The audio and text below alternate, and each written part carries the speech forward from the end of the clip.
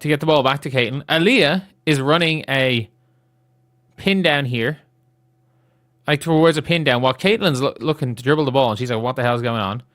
Caitlin decides to run a handoff off a double pin down into a handoff for Kelsey Mitchell. And then Kelsey Mitchell just goes ISO and everyone stands around watching her. Like, why is Caitlin Clark dribbling into... A detailed breakdown of the Indiana Fever's opening game against the Dallas Wings has painted a troubling picture not just of a team that lost, but of a team that appears to be operating without a shared understanding of what it's supposed to be doing on either end of the floor. The offensive breakdowns were numerous and specific. In one sequence, Aaliyah Boston runs a pin down while Caitlin Clark is already looking to initiate off a dribble, creating a collision of intentions rather than a coordinated action.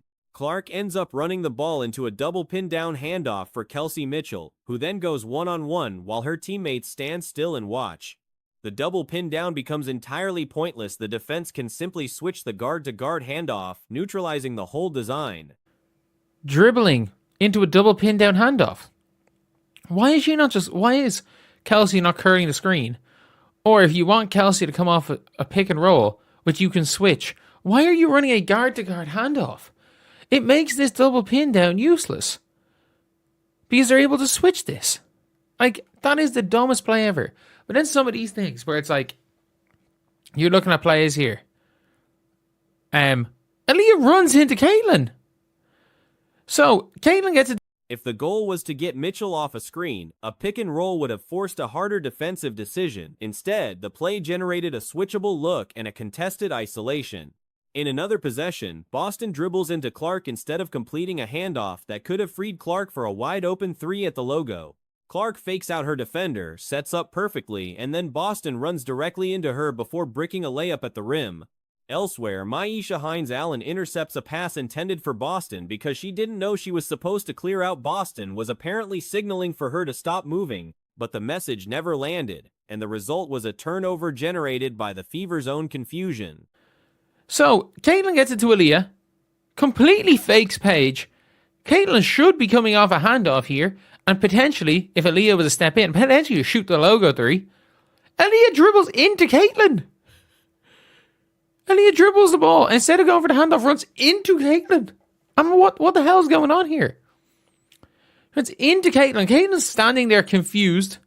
Aaliyah goes ISO, bricks the layup, and eventually they get the end line ball.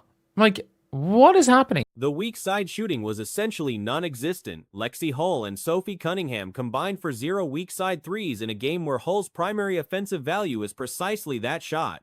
When Hull isn't getting clean, looks off weak side movement, her presence on the floor is almost neutral. That the offense consistently ignored that option points to broader problems with how spacing and ball movement are being executed. On the defensive end, the issues stem from a system that may be too complex for this particular group to run reliably. And eventually they get the end line ball. I'm like, what is happening? What is happening? And then you're like, here, okay, yeah, we're going to run a pick and roll, we're going to score a layup. Yeah, that's kind of what we need to do. But some of these things, this is the funniest play I've seen. Like, this is some Natasha Hara type shit. So Caitlin dribbles the ball down the floor. Myisha Hines-Allen is running. Aaliyah Boston tells her to stop. Hines-Allen is confused. Hines-Allen then steals a pass. She steals a pass going to Aaliyah Boston. So Aaliyah's telling Hines-Allen to do something. She has no idea what she's doing. She then steals. The Fever appear to be attempting a scramble defense, a scheme that demands collective speed, precise rotations, and every player knowing their assignment in real time. The idea is that players overhelp aggressively, trusting that a teammate will cover the open man behind them. It can work when every player is locked in and communicating. When even one person misses a rotation, it creates a wide-open layup or a corner three with no one in the area. For the Fever, the chain is breaking constantly. She then steals the pass. Caitlin's just there like hitting her with the 6-7. Caitlin's just there hitting her with the 6-7. Like, what the fuck is this? What is this? And then Caitlin's there. Attempts to shake Arike. She can't shake Arike. There's now 4 people on one side of the floor for no apparent reason into a handoff where Kelsey Mitchell shoots the off the dribble contested three. Like, what are we doing? The weak side, by the way, the weak side doesn't shoot the ball. And it's worth noting that the Wings themselves are not a strong defensive team. The Fever scored 104 points against them, which is genuinely impressive given all the self-inflicted dysfunction on the offensive end. That number flatters the performance considerably. Evaluating the Fever's defensive personnel honestly, the ceiling isn't particularly high. Boston, at her best, is an elite defender, a 9 out of 10. What are we doing? The weak side, by the way, the weak side doesn't shoot the ball. Lexi Hull and Sophie Cunningham combined for 0 weak side threes. They combined for 0 threes on the weak side. Oh, did Sophie attempt one? I think they combined for 0. 0 weak side threes in an offense where Lexi Hull's entire offensive game is weak side threes. If Lexi Hull is not hitting threes on the weak side, Lexi Hull is actually not. The broader argument some are now making is that the Fever should stop attempting to become a defensive team and instead fully commit to outscoring opponents. Their personnel is built for offense. Clark and Boston together, when operating in a genuine two-man game, are still extremely difficult to contain. The pick and roll between them hasn't been solved by any team in the league, it just hasn't been used consistently enough to matter. Moving Boston toward more of a creation role and asking her to be an equal playmaker alongside Clark doesn't appear to be generating better results, and it muddies the offensive structure that worked best. Hull is actually not worth having on the floor. Not worth having on the floor at all. But yeah, it is. It's one of these things where like they're running into each other. They're running into each other.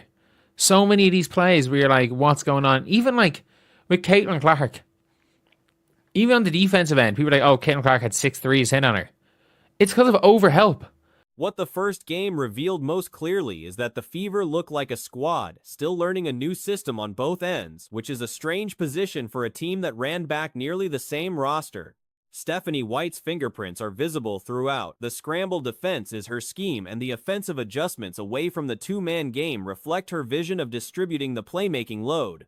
The problem is that neither end is functioning yet, and the first game offered very little evidence that the pieces are close to clicking.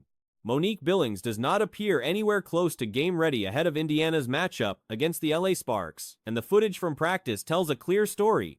During a running drill with the big players, Billings was visibly struggling to keep pace while teammates sprinted ahead of her. Even on the defensive end, people are like, oh, Caitlin Clark had 6 threes hit on her. It's because of overhelp. If you haven't seen some of the possessions here, like what the Indiana Fever are doing, I can't find, I need to see if I can find some clips here of Fever's defense. So, you know the way they're in preseason, they've showed very clearly they're trying to work on scramble defense.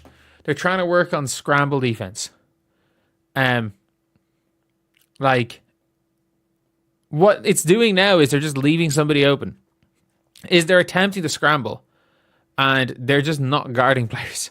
For a player whose entire value is built around athleticism and rim running, watching her get lapped in a conditioning exercise is a significant concern. Dear Dantis was also notably slow in the same drill, but the focus falls on Billings given what she brings to the roster when healthy. The absence already cost Indiana in Game 1. Without Billings, Dantis had to absorb substantial minutes, and KK Timpson, who actually held up reasonably well, was pushed into a starting role. Maisha Hines-Allen is worth a separate conversation entirely. That I just want to talk about, but I know nobody in this channel gives a damn if I'm making a video about Pauline Astier or Marine Johannes or Giovanna Nogic. That being said, I need to talk about Maisha Hines-Allen, who her brain needs to be donated to science. She is a roulette wheel. You don't know what she's going to do. There's going to be a lot, and I mean an awful lot of She is genuinely unpredictable, capable of spectacular contributions, and equally capable of baffling decisions within the same game. Her brain, as someone once put it, could serve science well. The range of outcomes she produces in any given outing is wider than almost any other player in the league. Back to Billings, the coaching staff has taken a wait-and-see approach publicly, offering no firm timeline. A lot of good things for MHA and an awful lot of bad things. But if you guys have not seen this clip right here, this is not ideal. So they're obviously doing some sort of running drill where the bigs are just kind of all running. They take off at different times. Look at Mo Billings trying to run. This is a speedster. This is a rim running power forward. This is a rim running power forward. We are now. But the injury report language of "we'll see" doesn't really align with what the practice footage shows. A player who can't run at anything close to full speed during a team drill is not a player who will be cleared for game action 48 hours later. She checked herself out early in the game against Nigeria, went down quickly, and did not return. That kind of early exit typically signals something that requires more than a couple of days to resolve. We are watching her getting lapped by Mo Billings. She can't run. The whole team are sprinting. And Mo Billings is struggling to run. And by the way, MHA keeping up speed for speed with Aaliyah Boston despite the fact she doesn't look like she's running is kind of crazy. And Damiris Dantas, holy crap, she is slow.